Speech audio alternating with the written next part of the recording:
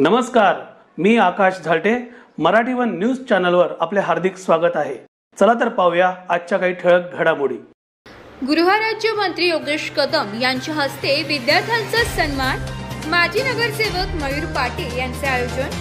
राजेश्वर छत्रपती कोकण प्रतिष्ठान आणि मयूर पाटील फाउंडेशन यांच्या संयुक्त विद्यमाने रिजन्सी सर्वम क्लब हाऊस टिटवाळा येथे आयोजित विद्यार्थी गुणगौरव सोहळा. राज्याचे गृहमंत्री योगेश कदम यांनी उपस्थिती दर्शवून विद्यार्थ्यांचा सन्मान केला. यावेळी 10वी आणि 12वी परीक्षेत यश संपादित केलेल्या तब्बल 550 विद्यार्थ्यांना सन्मानपत्र देऊन गौरव केलाय आणि त्यांना पुढील वाटचालीस शुभेच्छा दिल्या.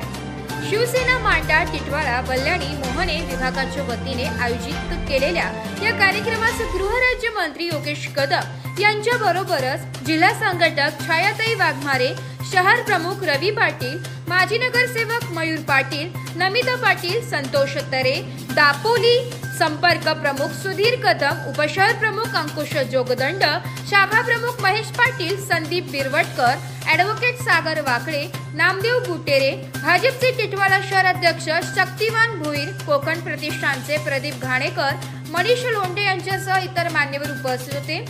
यावेळी गृहराज्यमंत्री योगेश कदम यांनी जमलेल्या विद्यार्थ्यांना मार्गदर्शन केले, तर अधिवक्ता सागर वाकळे यांनी विद्यार्थ्यांना करिअर संदर्भात माहिती दिली आहे. यावेळी कार्यक्रमाचे सूत्रसंचालन मनीष लोंढे यांनी केले, तर प्रास्ताविक माजी नगरसेवक मयूर पाटील यांनी केले.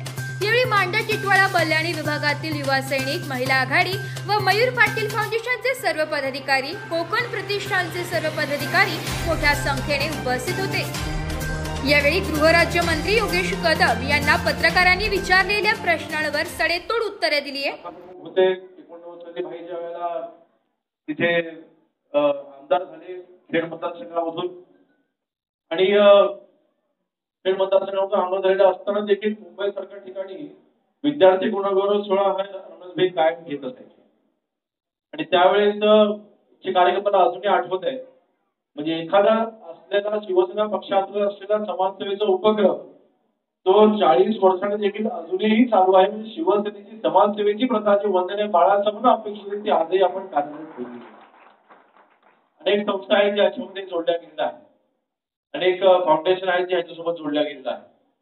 आज जसं काही राजकारणाच्या मयूर पाटील फाउंडेशन अशा संयुक्त विद्यमानाने माजी नगरसेवक मयूर पाटील आणि विद्यार्थ्यांचा गुणगौरव सोहळा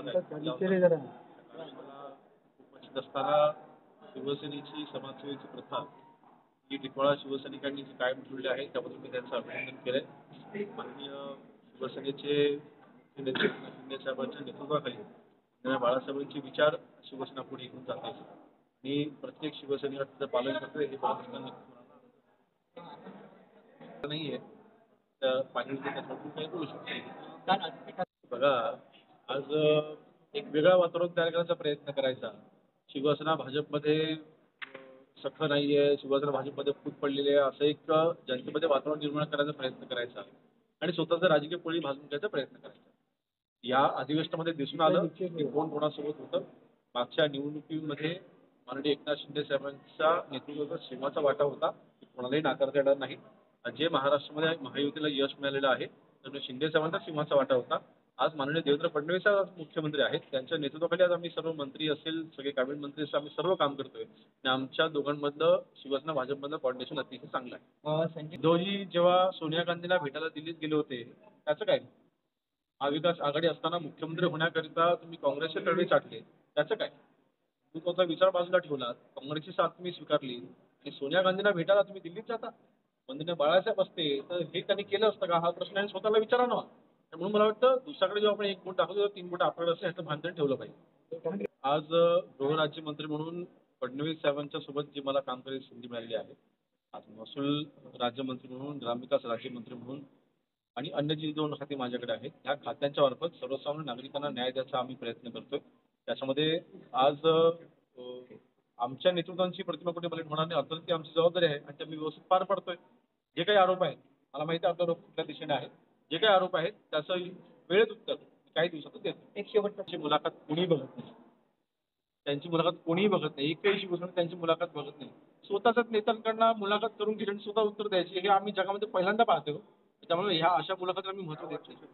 मांडा टिटवाळा पुणे विभाग या माझ्या आमच्या परिसरातील सर्व जे भरपूर विद्यार्थी आहेत ज्यांनी 10वी 12वी या गुणवंत विद्यार्थ्यांनी चांगले मार्क्स मिळवले आहेत, चांगले पर्सेंटेज मिळवले आहेत, त्यांचा सत्कार करण्याचा आमचा मानस होता. आणि आमचा पक्ष शिवसेना पक्ष यामार्फत आज 20 जुलै आज टिटवाळा एजन्सी क्लबमध्ये या कार्यक्रमाचे आयोजन करण्यात आले होते.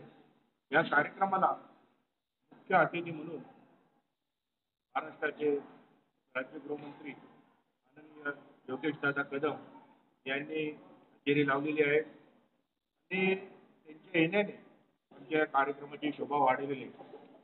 आणि जे विद्यार्थी जे 11वी 10वी आणि 12वी मध्ये मला वाटतं 500 विद्यार्थ्यांनी इथे नोंदणी केली होती आणि त्यांचे सत्कार आमच्या या मयूर पाटील फाउंडेशन आणि श्री छत्रपती राजे महामंडळ यांच्या तर्फे करण्यात आलेले.